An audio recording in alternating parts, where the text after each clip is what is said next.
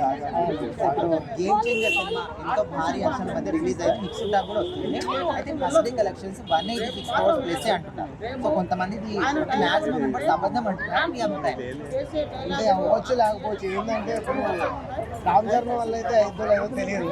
మామూలుగా ఏంటంటే అది ఇప్పుడు పుష్పది మనం చూసాం. ఎంత అది ఇంకా మనం చెప్పలేంలే మరి ఏం నెల జరిగింది రోజుల్లోనే అంటే ఇప్పుడు నేనేమో ఇది కరెక్ట్గా తెలియాలి కదా. ఇది సగం తెలిసి సగం తెలియనట్టు ఎవరేం చెప్పాలి. నాకు సినిమాతో పోల్చకూడదు. సో ఈ సినిమాకి first day collections 180 crores right or wrong మీ అభిప్రాయం? నాకు ఏ హీరోయిన్ ఇప్పుడు ఆయన మెగా ఫ్యామిలీ కాబట్టి ఎట్లా ఒక 100 crores అయితే దాటి ఉంటుందని నేను చెప్తున్నాను. ఓకే, అంటే చాలా మంది కూడా ఇది అబద్ధం, దిల్రాజ్ గారు జనాలు మోసం చేస్తున్నారు, మిమ్మల్ని మీరే మోసం చేసుకుంటున్నారు అంటారు. అసలు దాని 450 కోట్లు పెట్టారని కూడా నాకు అనిపించలేదు. ఆ హెలికాప్టర్ దానికి దీనికి ఏమన్నా అయిందేమో అనుకుంటాను నేనైతే. ఇక అంతమించి ఇంకేం చెప్పలేదు. సినిమా గురించి రామ్ చరణ్ యాక్టింగ్ గురించి అంటే రామ్ చరణ్ అయితే యాక్టింగ్ బాగా చేసింది. అది ఇంకోటి ఏంటంటే అది ఈ జనరేషన్లో రావాల్సిన సినిమా కాదు.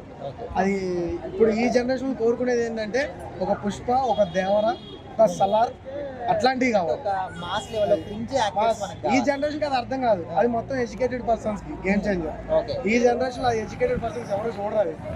అంటే ఆర్టిస్ట్ ఎక్స్ప్లోస్ లో సెలబ్రేషన్స్ లేదు, ఏది లేదు. చాలా అంటే ఫ్యాన్స్ ఇప్పుడు అది ఎవరైనా కానీ ఇప్పుడు అందరు ఇప్పుడు మా సినిమాలే కోరుకుంటున్నారు. శంకర్ గారికి ఏదో కమ్బ్యాక్ అని చాలా మంది అన్నారు. మరి కమ్బ్యాక్ అంటారా కాదు?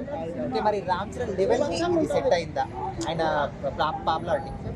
అసలు చెప్పాలంటే ఆయన రంగస్థలం సినిమా ఎట్లా ఉంటుంది అన్న, అది వేరు.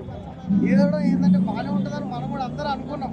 కాకపోతే ఇది ఒకటి ఏంటంటే ఇది ఒక కలెక్టర్, ఇంకోటి ఏంటంటే ఇప్పుడు పార్టీకి సంబంధించింది, ఒక కాలేజ్ బాయ్ లాగా ఇదంతా ఉంది. ఈ జనరేషన్ సెట్ కాదు. ఇక మొత్తం ఏంది ఒక వాణి నరికేసామా, అరిసామా, పేపర్ తీసినేసామా, ఇదే కావాలి అందరికి. అవి సెట్ కావు. చదువుకున్న క్యాండిడేట్లు మాత్రమే అది అర్థమవుతుంది. సినిమా బాగాలేదని నేను చెప్పాను, సినిమా బాగుంది కానీ ఈ జనరేషన్ వాళ్ళకి అది వేస్ట్ అన్న.